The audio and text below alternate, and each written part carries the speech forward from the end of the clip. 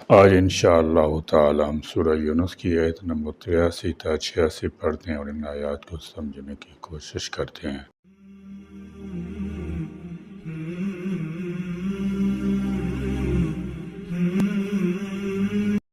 اعوذ باللہ من الشیطان الرجیم، بسم اللہ الرحمن الرحیم۔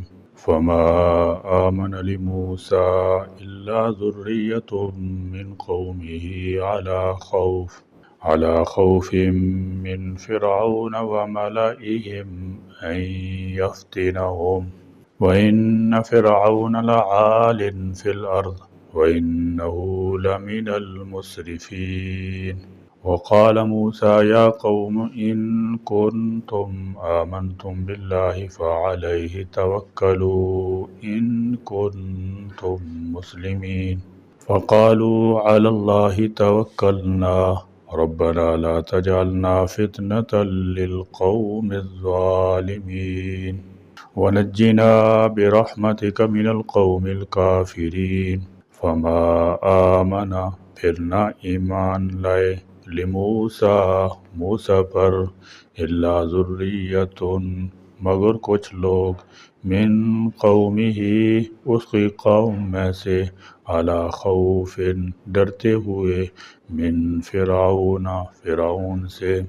فرمایا فما آمن لموسیٰ الا ذریۃ من قومہ، اتنے واضح معجزات دیکھنے اور جادوگروں کی شکست اور ان کے ایمان لانے کے باوجود موسیٰ علیہ السلام پر اس کی قوم کے چند لڑکوں کے سوا کوئی ایمان نہ لایا۔ یہاں اس کی قوم سے کس کی قوم مراد ہے؟ ابن جریر طبری کی رائے یہ ہے کہ موسیٰ کی اپنی قوم بنی اسرائیل کے چند لڑکے لڑکیوں کے سوا کوئی ایمان نہ لایا، وہ بھی فرعون اور اپنے یعنی بنی اسرائیل کے سرداروں کے خوف کے ہوتے ہوئے جو فرعون کے ایجنٹ تھے کہ وہ انہیں ایمان سے ہٹانے کے لیے آزمائشوں اور مصیبتوں میں ڈالیں گے۔ اس تفسیر کا نتیجہ تو یہی ہے کہ فرعون کی قوم میں سے جادوگروں کے سوا اور بنی اسرائیل میں سے چند لڑکوں کے سوا ایک شخص بھی ایمان نہ لایا۔ فرعون کی پوری قوم اور بنی اسرائیل کے تمام بڑی عمر کے لوگ ایمان سے محروم اور فرعون کے دین پر رہے۔ ابن جریر اور ان کے ہم خیال حضرات کا کہنا ہے کہ یہ کیفیت ابتدائی دور کی ہے، بعد میں تو قارون کے سوا سب بنی اسرائیل موسیٰ علیہ السلام پر ایمان لائے تھے۔ ذریۃ من قومہ میں ہی ضمیر فرعون کی طرف لوٹ رہی ہے، کیونکہ بنی اسرائیل تو پہلے ہی موسیٰ علیہ السلام کی آمد کے منتظر تھے اور ان کے تشریف لانے پر سب کے سب ایمان لائے، اور اس کی تائید اگلی آیت بھی کر رہی ہے جس سے معلوم ہوتا ہے کہ تمام کے تمام بنی اسرائیل موسیٰ پر ایمان لا چکے تھے۔ البتہ فرعون کی قوم قبطیوں میں سے چند نوجوان ہی ایسے نکلے جو موسیٰ علیہ السلام پر ایمان لائے، اور آیت کا ترجمہ یوں ہوگا پھر موسیٰ پر اس فرعون کی قوم قبطیوں میں سے صرف چند نوجوان ہی ایمان لائے، اور وہ فرعون اپنے سرداروں سے ڈرے کہ کہیں وہ فرعون انہیں آزمائش میں نہ ڈالے۔ یہ ترجمہ زیادہ واضح ہے اور علماء تحقیق نے اسی کو ترجیح دی ہے۔ اگر غور کیا جائے تو بنی اسرائیل کا موسیٰ علیہ السلام کے آنے سے پہلے بھی اپنی تمام خرابیوں کے باوجود مسلمان ہونا اور پیغمبروں کی اولاد ہونے پر فخر کرنا معلوم ہے، ورنہ اگر وہ فرعون کا دین قبول کر لیتے اور آزادی کا مطالبہ نہ کرتے تو فرعون کو ان کے لڑکوں کو قتل کرنے کی کیا ضرورت تھی؟ موسیٰ علیہ السلام کے قبطی کو قتل کرنے کا واقعہ بھی اپنی قوم کے آدمی کی حمایتی کی وجہ سے پیش آیا تھا۔ اس وقت بھی موسیٰ علیہ السلام بنی اسرائیل کو اپنی جماعت اور قبطیوں کو اپنا دشمن سمجھتے تھے، اور بنی اسرائیل بھی موسیٰ علیہ السلام کے متعلق یہی سمجھتے تھے۔ تب ہی اس اسرائیلی نے موسیٰ کو مدد کے لیے پکارا، حالانکہ موسیٰ علیہ السلام کو اس وقت تک نبوت عطا نہیں ہوئی تھی۔ اب اگر خدا نہ خواستہ اہل کشمیر ہندو ہو جائیں یا فلسطینی یہودی ہو جائیں تو ہندوؤں اور یہودیوں کے پر ظلم و جبر کی کیا ضرورت ہے؟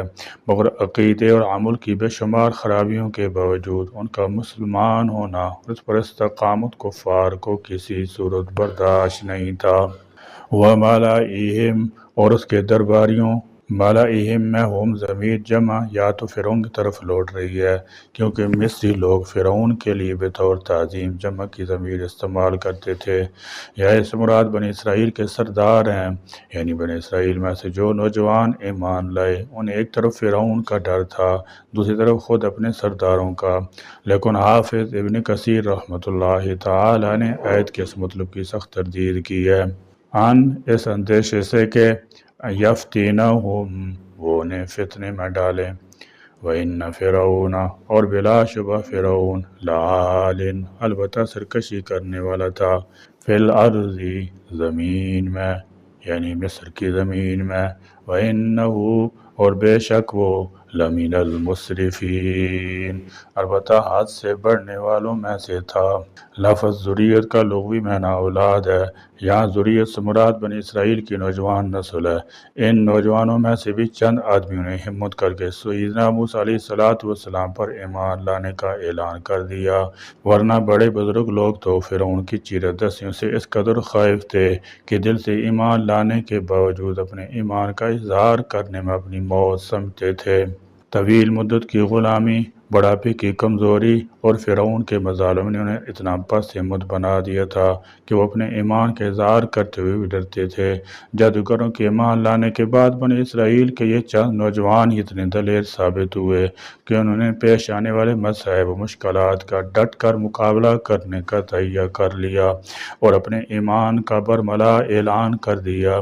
اس طرح موسیٰ علیہ السلام کو کچھ تقویت حاصل ہو گئی اور آپ نے نو مسلموں کی تربیت شروع کر دی اور سمجھایا کہ اب تمہیں نہایت ثابت قدمی اور استقلال کے ساتھ میرا ساتھ دینا ہوگا، اور اگر تم اللہ کے فرمانبردار بن کے رہے اور اسی پر بھروسہ کیا تو فرعون تمہارا کچھ بھی نہ بگاڑ سکے گا۔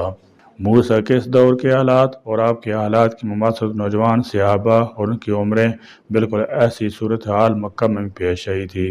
آپ پر جو لوگ ایمان لائے تھے ان میں اکثر نوجوان طبقہ ہی تھا، مثلا سیدنا علی، جعفر طیار، زبیر بن عوام، سیدنا طلحہ، سعد بن ابی وقاص اور عبداللہ بن مسعود رضی اللہ تعالیٰ عنہم اجمعین وغیرہ۔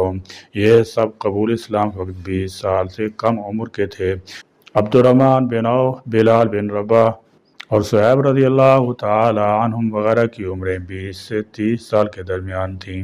لے دے کے دو صحابہ کو ہی بڑا کہا جا سکتا تھا، ایک سیدنا حضرت ابوبکر صدیق رضی اللہ تعالی عنہ، آپ سے 2 سال چھوٹے تھے، یعنی 38 سال کے تھے، اور سیدنا عمار بن یاسر رضی اللہ تعالی عنہ، آپ کے ہم عمر تھے۔ بالفاظ دیگر، ان والسابقون الاولون میں سے بوڑھا کوئی بھی نہ تھا۔ ابتدائی براہ حق کا ساتھ دینے اور مشکلات کے لیے سامنے سینہ سے پر ہونے کے لیے نوجوان خون اور ان کی جرأت ہی کام آتی ہے، بوڑھوں کی مسلط کوشیاں کام نہیں آتی، الا ماشاء اللہ، یعنی ایسے لوگ جو اپنے مقصد کے حصول کے لیے ہر جائز و ناجائز ذریعے استعمال کرنے میں کوئی کسر اٹھا نہیں رکھتے، اور ان کے لیے کوئی قانونی یا اخلاقی حد ایسی نہیں ہوتی جہاں جا کر وہ رک جائیں۔ فرعون ایسا ہی سرکش، متکبر، جابر، قاہر قسم کا انسان تھا۔ فرعون کے بارے میں فرمایا کہ وہ متکبر تھا کیونکہ وہ خود کو خدا کہتا تھا، اور اس سے بڑھ کر کیا تکبر ہو سکتا ہے۔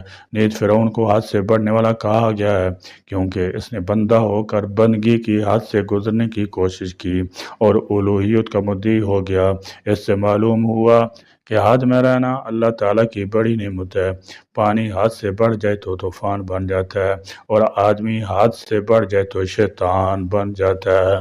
وقال موسیٰ، اور موسیٰ نے کہا، یا قومی، اے میری قوم، ان کنتم، اگر ہو تم، آمنتم، ایمان لائے، باللہ، اللہ کے ساتھ، فعلیہ، تو اسی پر، توکلو، تم توکل کرو۔ بنی اسرائیل فرعون کی طرف سے جس ذلت اور رسوائی کا شکار تھے، حضرت موسیٰ علیہ السلام کے آنے کے بعد اس میں کمی نہیں آئی، اس لیے وہ سخت پریشان تھے، بلکہ حضرت موسیٰ علیہ السلام سے انہوں نے یہ تک کہہ دیا اے موسیٰ جس نے تیرے آنے سے پہلے ہم فرعون اس کی قوم کی طرف سے تکلیف میں مبتلا تھے، تیرے آنے کے بعد بھی ہمارا یہی حال ہے۔ جس پر حضرت موسیٰ علیہ السلام نے کہا تھا کہ امید ہے کہ میرا رب جلدی تمہارے دشمن کو ہلاک کر دے گا، لیکن اس کے لیے ضروری ہے کہ تم صرف ایک اللہ سے مدد چاہو اور صبر کا دامن ہاتھ سے نہ چھوڑو۔ یہاں پر حضرت موسیٰ علیہ السلام نے تلقین کی کہ اگر تم اللہ کے سچے فرمانبردار ہو تو اسی پر توکل کرو، ان کنتم اگر ہو تم مسلمین فرمانبردار۔ فرمایا وقال موسیٰ یا قوم ان کنتم آمنتم باللہ فعلیہ توکلوا۔ موسیٰ کے معجزات اور سچے نبی ثابت ہونے پر بھی فرعون کے ظلم میں کمی نہ آئی بلکہ وہ اور بھی بڑھ گیا۔ بنی اسرائیل نے موسیٰ سے شکوہ کیا کہ آپ کے آنے سے پہلے بھی اور آپ کے آنے کے بعد بھی ہمیں ایذا ہی دی گئی، تو موسیٰ نے صبر و توکل کی تلقین فرمائی۔ اگر تم اللہ پر ایمان لائے ہو تو اسی پر بھروسہ کرو، وہ اپنے فرمانبرداروں کی مدد کرتا ہے اور دشمنوں کو ہلاک فرماتا ہے۔ اس آیت سے ثابت ہوا کہ اللہ عز و جل پر بھروسہ کرنا کمال ایمان کا تقاضا ہے۔ فقالوا تو انہوں نے کہا علی اللہ اللہ ہی پر توکلنا ہم نے توکل کیا، ربنا اے ہمارے رب لا تجعلنا فتنة نہ بنا تو ہمیں فتنہ للقوم ان لوگوں کے لیے الظالمین جو ظالم ہیں۔ اس آیت میں انبیاء کی دعوت تبلیغ کے ابتدائی دور کا نقشہ پیش کیا جا رہا ہے۔ انبیاء کی دعوت کو ابتدا میں قبول کرنے والے چند نوجوان اور باہمت لوگ ہی ہوتے ہیں جنہیں مخالفین کے شدید ظلم و ستم کا نشانہ بننا پڑتا ہے۔ پھر ان کے بزرگوں کی مسلط کوششیں بھی ان کے آڑے آتی ہیں اور ایک کثیر طبقہ تماشائی دیکھنے والوں کا بھی موجود ہوتا ہے جو ان حالات میں غیر جانبدار رہتے ہیں۔ وہ صرف اس انتظار میں رہتے ہیں جو فریق بھی غالب ہوگا وہ اس کے ساتھ مل جائیں گے، اور اگر ان جوانوں کی جماعت کو کوئی مصیبت پیش آ جائے تو ان کے لیے اپنے بزرگ بھی جو دل سے مومن ہوتے ہیں ان کی پیش رفت پر طعنہ زنی کرنے اور کیڑے نکالنے لگتے ہیں۔ گویا یہ دور ہر طرح سے اس مختصر سی مسلمان جماعت کے لیے سخت ابتلا کا دور ہوتا ہے۔ یہی صورتحال موسیٰ علیہ السلام پر ایمان لانے والے ان نوجوانوں کی تھی جو اپنے ایمان پر ثابت قدم رہتے اور اللہ پر بھروسہ کرنے کے ساتھ ساتھ اللہ سے دعائیں بھی کرتے تھے کہ اے ہمارے پروردگار ہم پر رحم فرما اور جن مشکلات میں ہم گھرے ہوئے ہیں اس سے نجات کی راہ پیدا فرما دے۔